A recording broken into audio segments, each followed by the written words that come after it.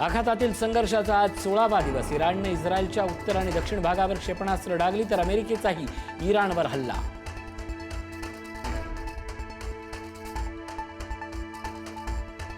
इस्रायलचे पंतप्रधान Benjamin नेतन्याहूंनी share केला व्हिडिओ. नेतन्याहूंचा मृत्यू झाल्याचा इराणने केला होता दावा.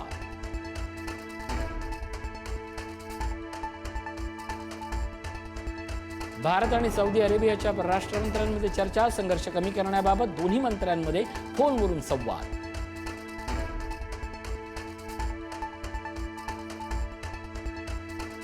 आमच्या विरोधात लष्करी कारवाईत सहभागी होणाऱ्या देशांनी परिणामांना तयार राहावं. एखादा देश युद्धात प्रत्यक्ष किंवा अप्रत्यक्षपणे सामील झाल्यास चोख प्रत्युत्तर देऊ. इराणचा अन्य देशांना इशारा.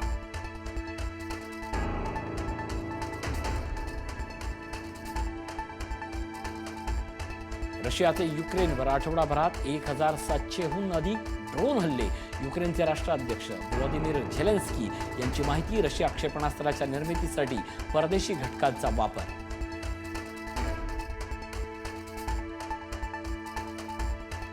इराणवर अमेरिका इस्रायलचा भीषण हवाई हल्ला. हमदानमधील टेलिकॉम संकुल उद्ध्वस्त.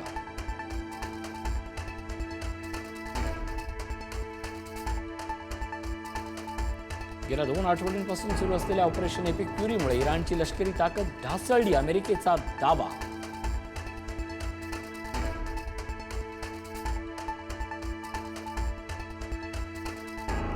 किम जोंग उन मुलीसह युद्ध सरावात सहभागी. दक्षिण कोरिया अमेरिकेच्या संयुक्त लष्करी सरावाला प्रत्युत्तर.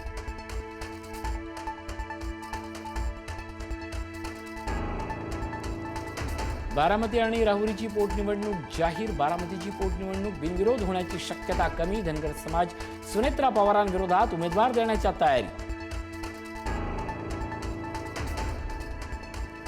बारामती आणि राहुरीची पोटनिवडणूक बिनविरोध होण्यासाठी प्रयत्नशील. मुख्यमंत्री देवेंद्र फडणवीस यांचं वक्तव्य.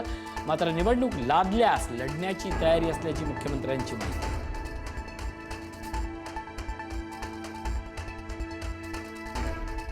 5 राज्यातील विधानसभा निवडणुकांची तारीख जाहीर. पश्चिम बंगालमध्ये 2 टप्प्यात मतदान. 4 मे रोजी निकाल.